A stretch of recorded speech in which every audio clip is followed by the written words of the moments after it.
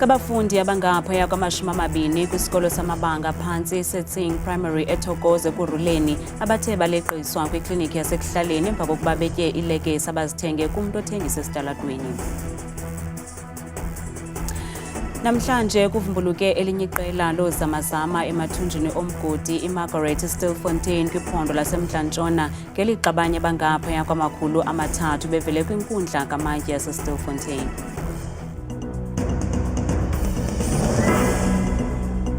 Sinamkele kwiindaba zethu ngokuhlwanje yandaba indodwa ndihamba noKumzansi Khumba noyitoliki yolwimi lwezandla Botani Msontsundu. Kabafundi abangaphaya kwama-20 besikolo samabanga aphantsi Setting Primary eThokoze kuRuleni abathe baleqiswa kwikliniki yasekuhlaleni kurhaneleka ukuba aba bantwana batye ilekesi abazithenge kumntu othengisa esitalatweni. Abazali bathi bafuna abathengisi abathengisa ezikolweni bayekiswe kuba babeka ubomi babantwana babo emngciphekweni. What happened? Abazali abalugcwabevu ngumsindo bavuke baya kwisikolo sabantwana babo beyokufuna impendulo mayelana nezimuncumuncu ezithengiselwa abantwana babo. Into esiyifuna sithe sifika la sathi principal asilalanga ebusuku besinawo ePhalapha clinic yazi futhi angifuni ukukhuluma ngalento le ne sicela labo mama abathengisayo because ama-question asinawo mele sibuze bona ne nina niyisikolo anikho wrong. Abazali bathi isisombululo kule ngxaki kukuba kungathengiswa ezikolweni. Isho ukuthi bahambe abantu abathengisayo la esikolweni abantwana namafruits la esikolweni baba bathengela amafruits la esikolweni ngithi kune feeding kitchen. Njengomzala la eThokoza futhi I think asifuna ukubona into eyenzakala eSoweto izwenzakala la eThokoza futhi under the situation because when checking all the products bese lapha sithola ukuthi khona amanye ama-product angabo September which means 3 months old. So sicela ukuthi ne-government isincede ukuthi babhala lama-warehouse. Ukanti isebe lezemfundo lithi abantwana kwesi sikolo bafumana inkxaso yasemphefumlweni. We just need to understand on whether all children are back. If not back, they need to be supported because we send our psycho support. They've been here yesterday. They will be here the entire week just to make sure that we allay fears, from children that might have consumed and just to take them through the process of necessary support. Kusenjalo usapho lakwaXaba luphulukene nabantwana ababini nekurhaneleka ukuba batye izimuncumuncu abazithenga espaza. Ibambela lenkulu baphathiswa kunye nomphathiswa wezimali eRhawutini batyelele olusapho kwaye bamemelela ungenelelo lukarhulumente olukhawulezileyo. Encourage kids not to really buy things that are not benefiting them health-wise. The Zimba chips, the snacks that are bought in spaza shops, really there's no health benefit. Nangona abazali benexhala ngabantwana babo kodwa uye wabakhalimela nanjengoko bephazamisa inkqubo yokufunda nokufundisa kwesi sikolo. Adutyulelwa ngcolungele amadoda 4 kudubulwano namapolisa kwiphondo laKwaZulu Natal. Abarhanelwa abane bebezingelwa ngamapolisa ngokuphathelene neziganeko zokubulawa kwabantu kudushe lonoteksi. Badutyulwe babulawa ke eMoy River. Abakwantsasana bamise isithuthe besihamba la madoda kuwola wendlela N3 nalapho kuthiwa la madoda aye avulela ngerhuluwa emapoliseni kanti awuphosile umhlola kuba amapolisa aye aziphindezela abadubula basweleka ngoko nangoko ukanti akho polisa lenzakeleyo kwesi siganeko. Namhlanje kuphume elinye iqela labombi mgodi abangekho semthethweni emathunjini omgodi eStilfontein kwiphondo laseMntla-Ntshona ukanti kule mpelaveki siphuma kuyo kuphume abombi mgodi abangaphaya kwama-600 kulo mgodi. Ukuza kuthi ngoku bangaphezu kwama-200 abombi mgodi abangekho mthethweni abaphinde baphuma emgodini iMargaret Shaft. Omnye wabombi nowangena emgodini ngoJuni kulo nyaka uthi uninzi labantu abangaphantsi babulawa yindlala nonxano. Zininzi izinto ezulusizi endizibonileyo pha phantsi. Abantu bayatshaba ngenxa yendlala nonxano. Abanakutya kwaye abanamanzi phaya kwaye ayikho indlela yokuba bangaphuma. Badinga uncedo kuquka abagulayo nabaswelekele pha phantsi komgodi. Omnye wabaphumileyo uthi unobangela ukuba akhethe ukungena kulo mgodi kungenxa yokunqongophala kwemisebenzi. Ndingene kulo mgodi ngenxa yokuba ndisokola. Imbi kakhulu imeko phaa phantsi. Abantu bayasweleka, bayagula, kwaye ayikho enye indlela yokuba bangaphuma kuba phezulu kukho amapolisa. Sendinexeshana eliziinyangana zintathu ndiphumile. Ndagwencela kwintambo yokuthoba ukutya. Eyona nto eyenze ukuba mandiphume kuba ukutya bekungasathotywa ngentambo njengasekuqaleni. Kuthule kuthe tu.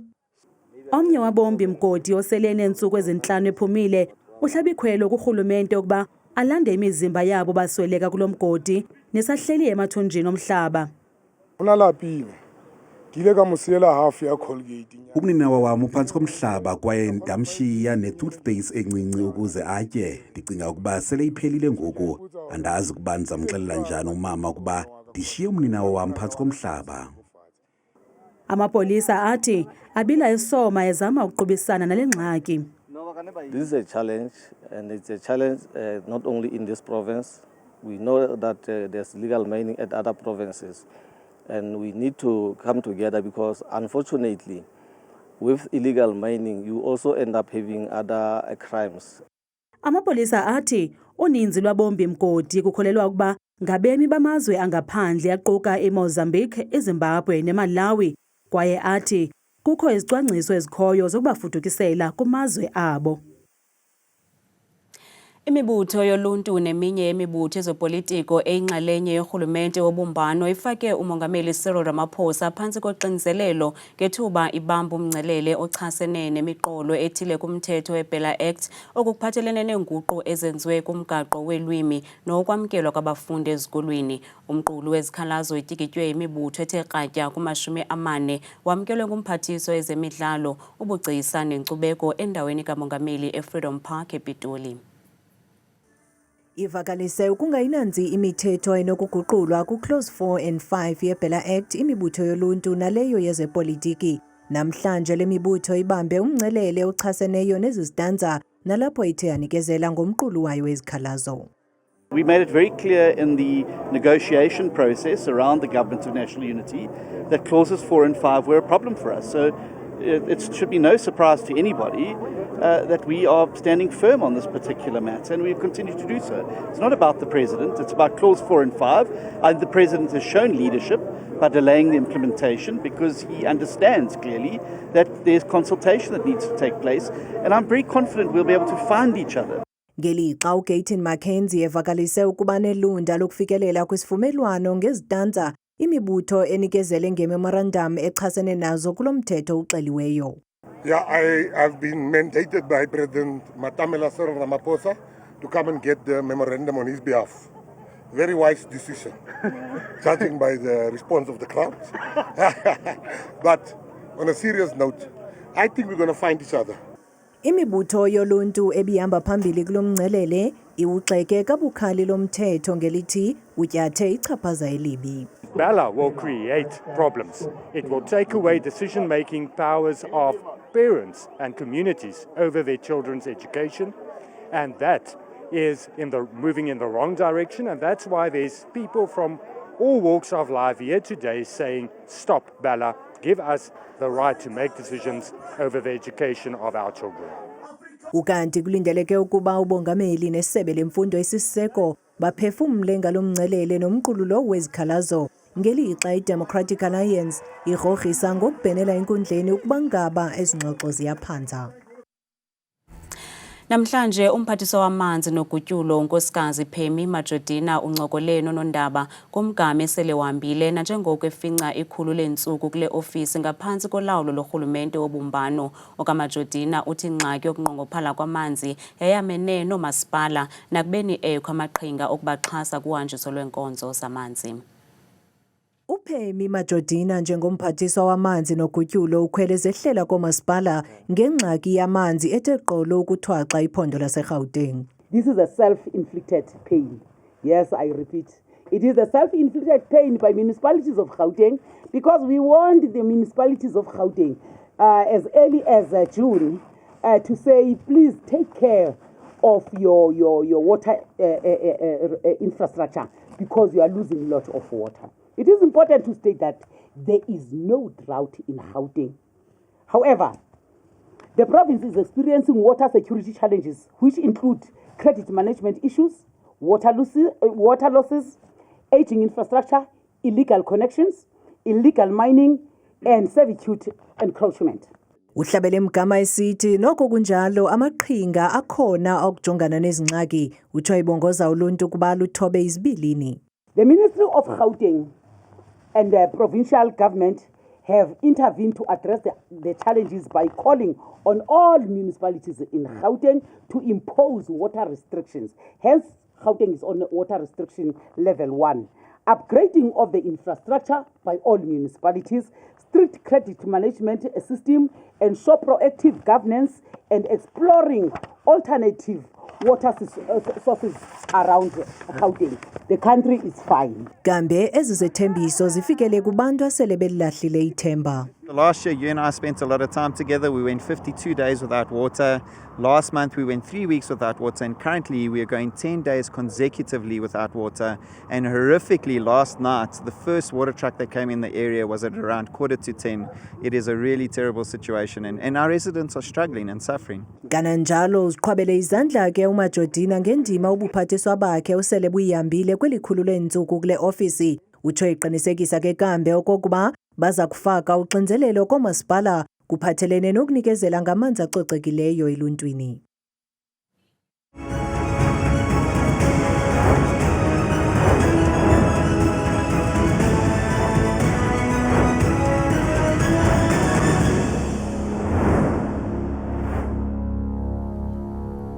Bebephumile abemi baseMelika beyokuvotela umongameli wabo omtsha bekhetha phakathi kukaDonald Trump we-Republicans noKamala Harris nongumgqatswa we-Democrats ukanti ngoku siqhagamshelana ngqo nentatheli yethu uZiyanda Ngcobo iseMelika eAtlanta, Georgia. Ziyanda, masikwamkele kutheni libalulekile unyulo lwaseMelika kuMzansi Afrika nelizwekazi Afrika ngokubanzi?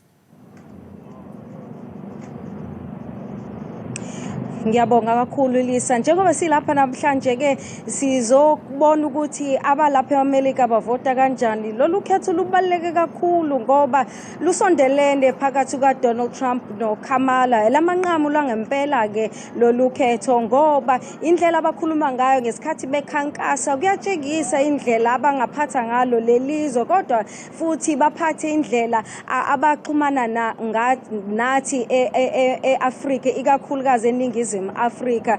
So ngoku ke uDonald Trump ukhuluma ngokuthi abantu bokuhamba bangahanjiswa on the first day angena khona eWhite House. Ngapha uKamala Harris ukhuluma okuhlukile kunoDonald Trump, ukhuluma ukuthi ufuna ukwehlisa i-tax for osomabhizinisi laba abancane, ufuna ukukhuluma indaba yokuthi indaba ye-abortion ilungiswe ngoba njengamanje kuma-province wabo bawabiza ngama-states njengamanje i-abortion is banned. So ke njengoba ke bengavumeli ukuthi abantu besifazane benza ama-abortion, baningi abantu esebeshonile ngenxa yalokho. Uthola ukuthi abanye badlwenguliwe, uthola ukuthi abanye ke mhlambe ke kune-incest ephathenene nalokho. Uthola umuntu noma ke esethi uyateta, uthola ukuthi kufuneke enze i-abortion ephuthumayo, an-emergency abortion, kodwa abakwazi ukwenza lokho. So njengoba silapha namhlanje abantu baseMelika ke bayimisele ngokuyokhethweni ukukhetha umongameli ozobamela. Bakhuluma ngendaba zokuthi ke mokhuluma ngoDonald Trump abanye abayithandi lento ukuthi ufuna uxosha abantu bokuhamba, nanokuthi ukhuluma ngendaba yokuthi ingathithi uzogxila kakhulu ekulungiseni indaba yabelungu, uzogxila kakhulu kubelungu kunokuthi anake inkinga zabantu abamnyama kakhulukazi ama-African Americans. Abantu besilisa bakhona bakhala ngokuthi bahleze beboshelwe into engekho namathuba omsebenzi awekho. Mobuka ngapha kuKamala Harris, abantu abakhala ngakho bathi uKamala naye ngesikhathi ewumshushisi eCalifornia ubeshushisa abantu abamnyama nangendlela abeshushisa ngayo, bengashushisi ngendlela eqotho, nanokuthi mase sikhuluma ngeindaba zase-Middle East ikakhulukazi i-Israel nePalestine, naye akahlukanga kakhulu kunoDonald Trump mayelana nokuthi angaliphatha kanjani lolu daba njengoba sibona kufa abantu abaningi abaningi eGaza yena uthi indaba yase-Iran bangayingeni indaba yase-Palestine so ngalokho ke nje kuningi ekukhulunywa ngakho kodwa okusemqoka namhlanje ukuthi uKamala Harris uma kuthiwa uyawina angaba umongameli wokuqala womuntu wesifazane lapha e-United States of America. Ziyanda kutshanje uMzansi Afrika ubenexhala ngokuphathelene nesivumelwano se-AGOA ingabe ukuba uyaphumelela uTrump esisivumelwano singaba semngciphekweni.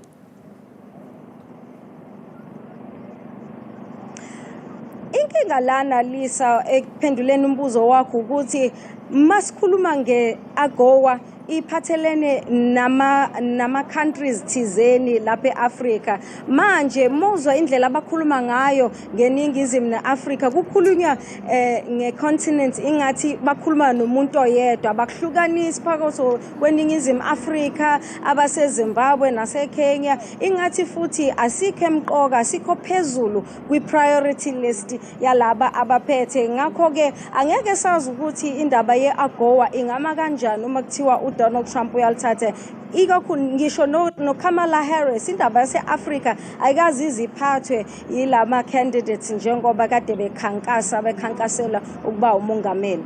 Masiphosa amehlo kuMozulu nesiphathelwe ngithabile Makhaphela.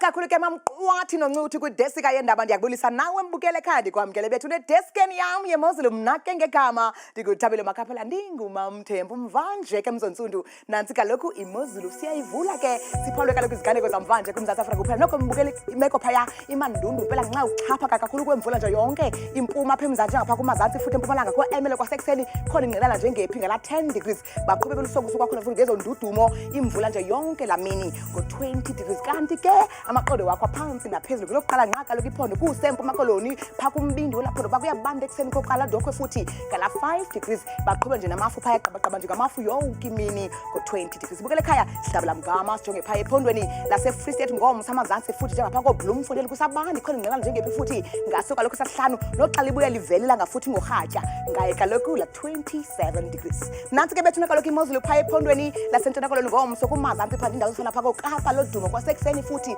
likhona la ngapha licwengile ngo-12 degrees baqhubeke kubanda impela phaya ko-Cape Agulhas ngo-14 degrees phaya ekuseni futhi mbukeli nansi kwakhona bethuna iMozulu phaya ephondweni lase-Northern Cape ngomso indawo ezikwempuma futhi kube bubanda pha koPriska ngesiphozo ekuseni libuye livele kwakhona futhi ilanga licwenge lizole nje yonke imva kwemini ngo-29 degrees kanti ke bukele ekhaya nansi bethuna iMozulu phaya ephondweni lase-Northwest ngomsa amazantsi futhi Moruleng likhona ingqele njengephi phambi kwesasithandathu ekuseni futhi lityhile licwenge kamnandi nje ilanga futhi xa beyivala isuku lwabo futhi ngama-30 azabe nesithathu kanti ke phaya kaloku ephondweni lase-Gauteng bethuna kumazantsi futhi eSprings zezomvula zindudumo pha kuyabaneka nje yonke intsasa ngala 15 degrees baqhube nosuku lwabo futhi kuye kufudumala noko phaya ngorhatya ngaye kaloku la 30 degrees xa sinyuka sithe bukele ekhaya sijonga lo ngokubanzi phaya ephondweni lase-Limpopo ngomsa amazantsi futhi ebilabila phaya kusabanda futhi kuyanetha ngo-19 degrees kanti pha kwimpuma futhi njengaphaya kaloku ephalaburwa zezomvula zikhathwa nje 18 nansi bethuna kaloku iMozulu phaya ephondweni lasempumalanga ngomso pha kwintshona yelaphondo njengapha kaloku emalahleni futhi neziphaluka ngala 14 degrees ekuseni futhi bayaqhuba nosuku napha ko-Emele futhi khona inkwankce engephi ngo-10 degrees ekuseni kokugqibela nqambukele ekhaya nansi bethuna iMozulu phaya ephondweni laKwaZulu Natal ngomso kuba bubanda phaya eNewcastle ngesithoba baqhube nemnafula pha kophongo lapha kumahla futhi kuyabona ezamvula pha kuyafefa nje yonke imva kwemini ngo-23 degrees mna ngithanda kangaka kashela imyawuli